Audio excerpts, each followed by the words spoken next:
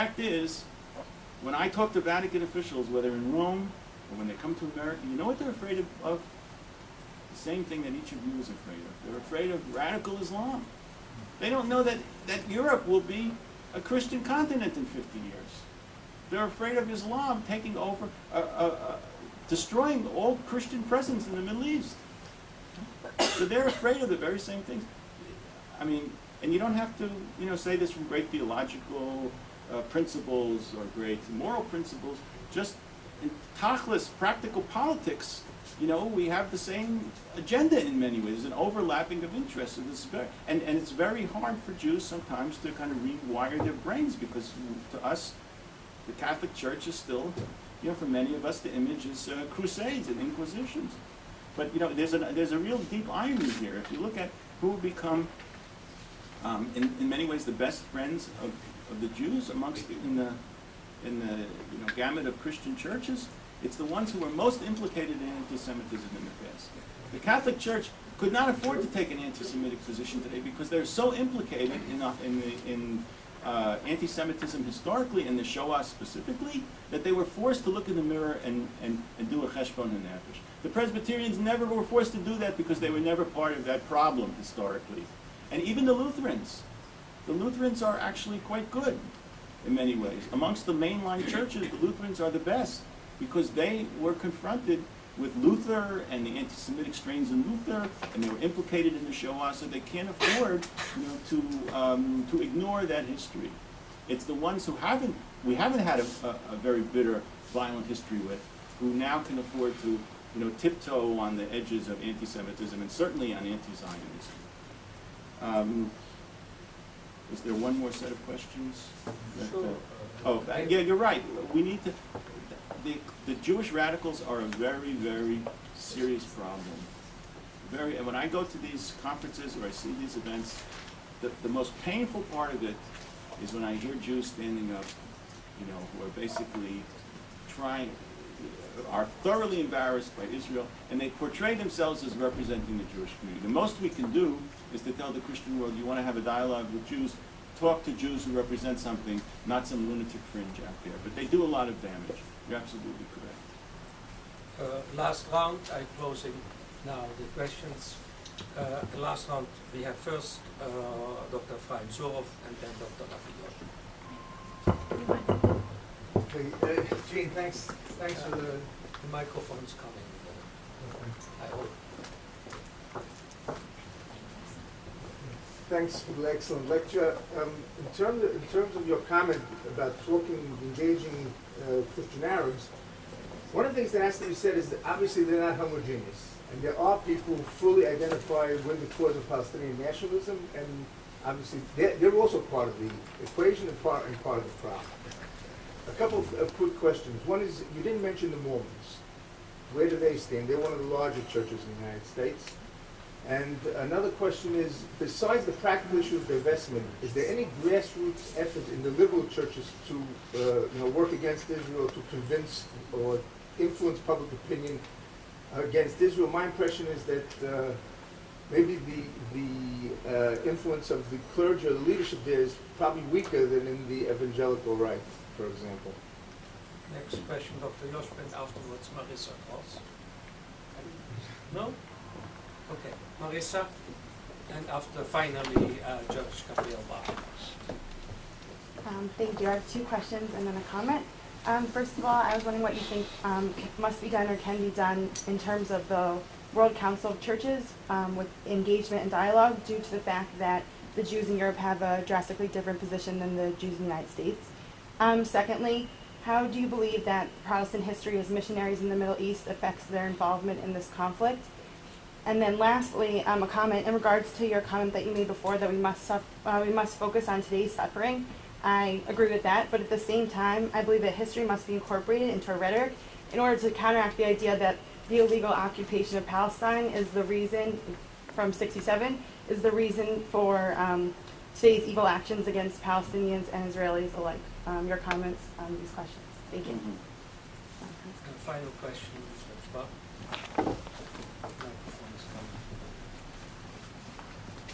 I'd also like to add my thanks to I want to ask you, all these circles who say that and who believe that the weak, they are the ones that should be supported and the strong should be condemned. To what extent, if at all, does that apply also to, let's say, what Al-Qaeda does in the United States, at the 9/11 or so? Or is there a unanimous condemnation without any attempt to try to find justification for the weak who have to do something about what happens in world strategy? Yeah, another thing is,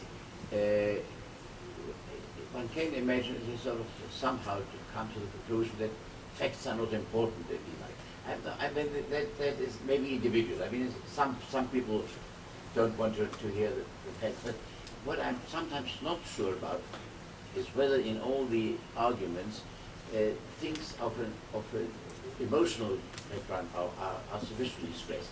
I mean, the fact that actually under with the Barak at the time negotiations about actually practically 100% of what was occupied territory, what they regard as occupied territories after the Six-Day War, we were prepared to set up an Arab state. Many people in Israel don't know that, and so maybe even more so, they don't know it there.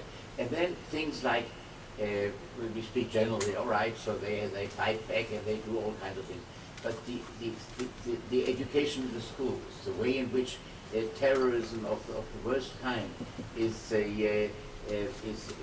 supported. I mean, even here, for instance, I don't know whether, for instance, one of the things that shocked me more than anything else, after a bomb was planted in a school bus in Israel, where children were killed, and in the evening, the mother of the suicide bomber appeared on television here, and she said how proud she was that her son killed these Jewish boys.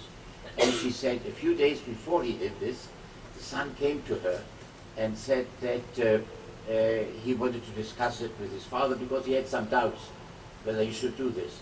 So the mother said, I forbade my son to speak to my husband because I was afraid that he might persuade my son not to go through with this.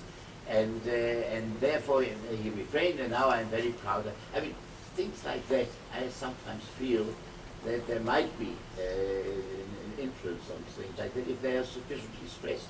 I mean, it's the same here. If an Israeli soldier sometimes hits someone, let's say, who's thrown stones, that's shown time and time again.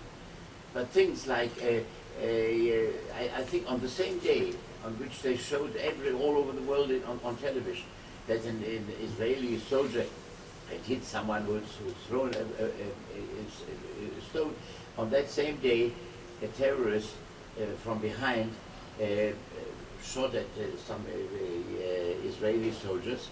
One of them was a medical orderly, and that medical orderly was hit in the back, and they turned around and fired at the assailant.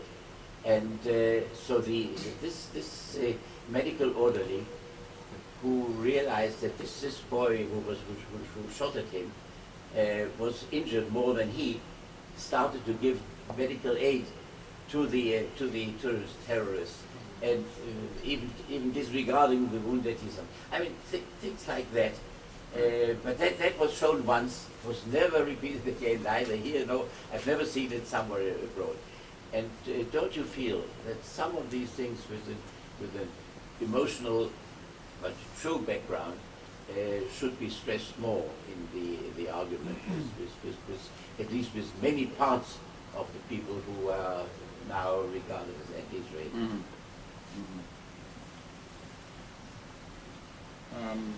Okay, Effie, it's true regarding the Christian Arabs, they understand the reality that ultimately they will be part of the Palestinian culture and national, whatever emerges in the Palestinian community, they will be part of that and not part of Israel. So it's a very delicate line that has to be followed.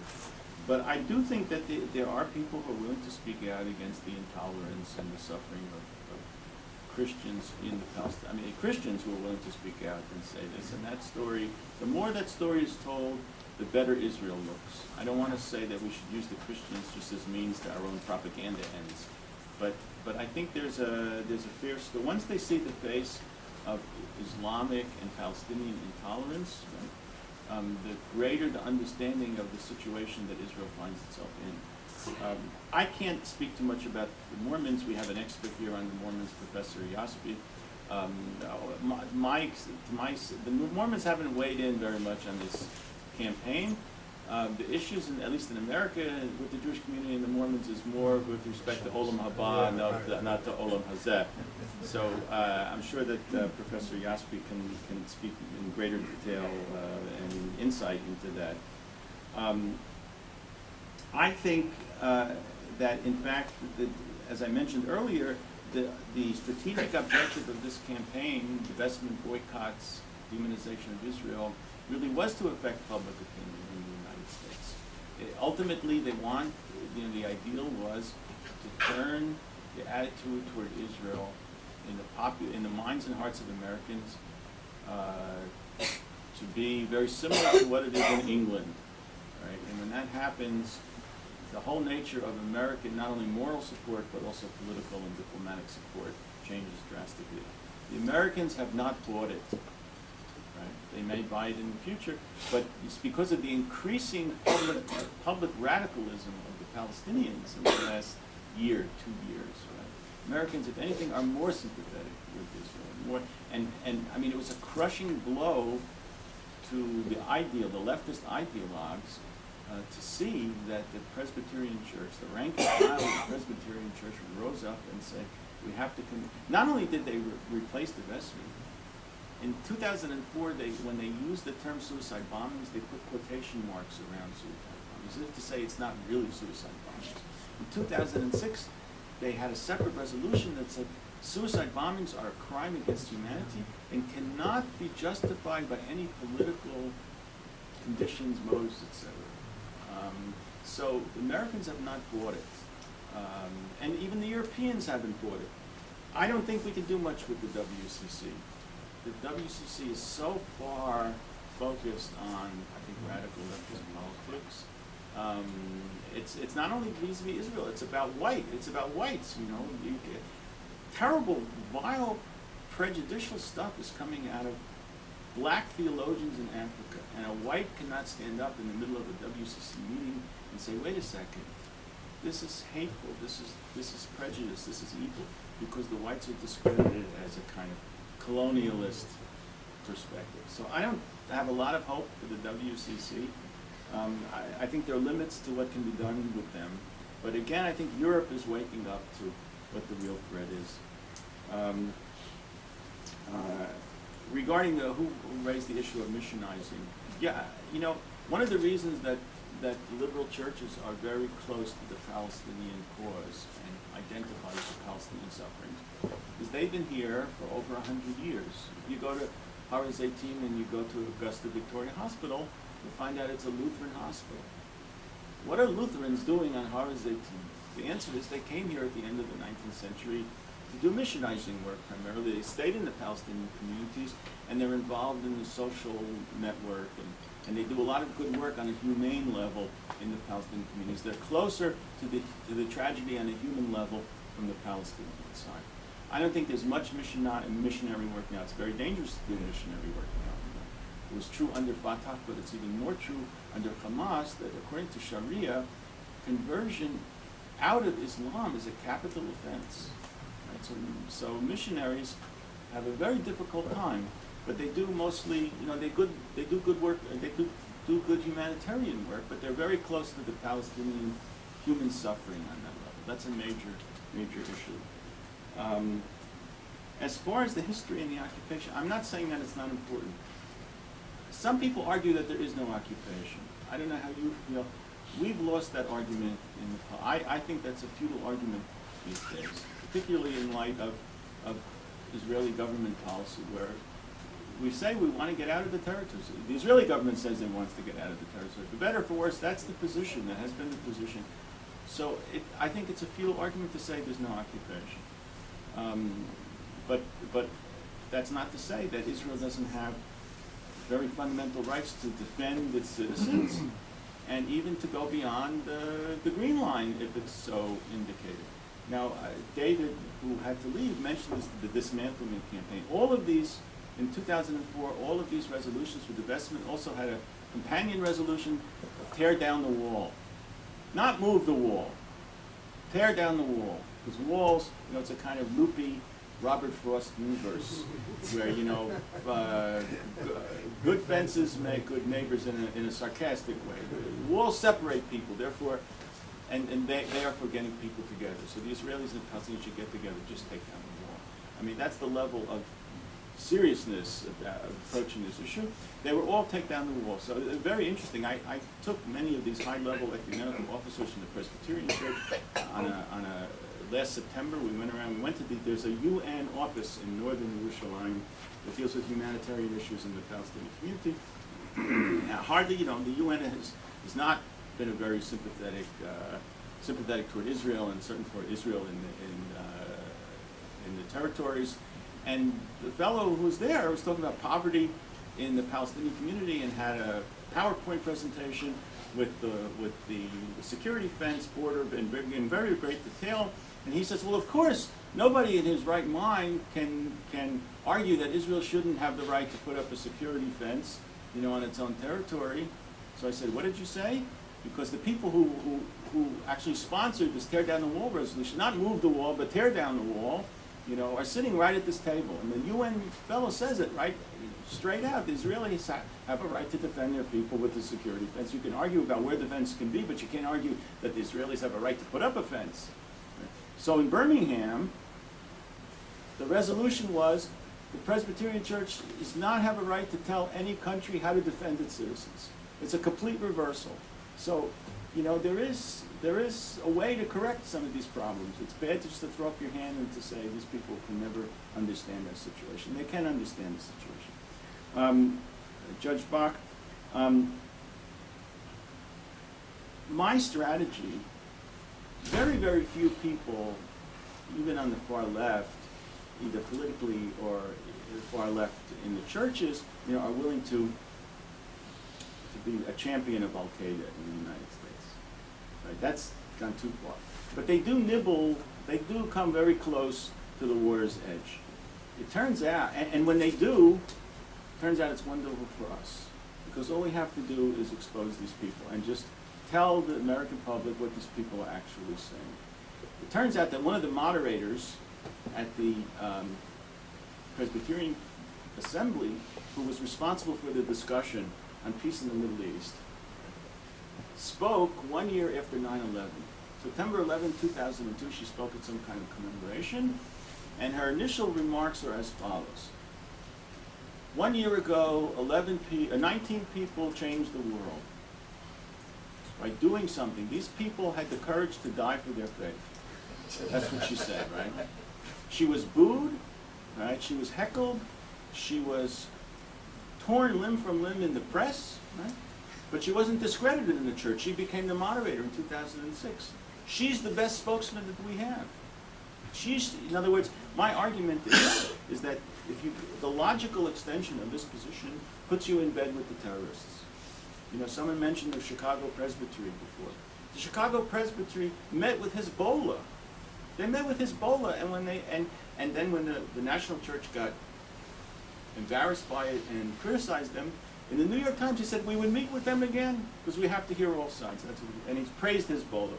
When this happens, I think it exposes, it's a kind of reductio ad absurdum. It exposes really where the end point is of this thinking. So it does exist in America, but once again, I would say when this happens, the sober center of America, be it Jews or Christians, understand where this is going and understand the perils of it. And I think it's, then it becomes easy for people like James Woolsey or anyone else or me to say, look, is this really where you want to go?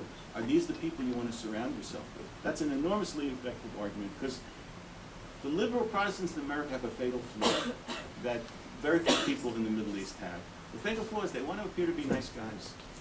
They want to be fair and nice and civil and genteel, you know, and they don't want to be associated with this kind of violent radicalism. Thank you.